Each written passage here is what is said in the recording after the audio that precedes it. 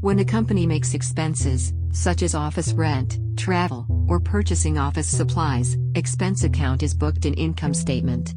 Expense accounts reduce net income in the income statement, therefore simultaneously reduce retained earnings account in the balance sheet.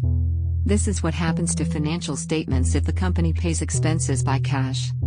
Expense account is booked in the income statement and it pushes down net income. This is because net income is calculated as revenue minus expenses within the financial period. In this case, net income reduces from $10,000 to $5,000.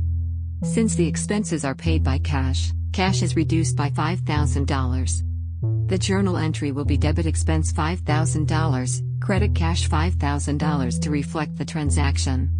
Credit cash $5,000 corresponds with cash reduction by $5,000. Effectively, BS cash account became income statement expense account. BS and income statement combined, the total amount of left-hand side have never changed. Because net income and retained earnings are linked, retained earnings are also reduced by $5,000. As always, debit and credit side of the balance sheet are equal amount.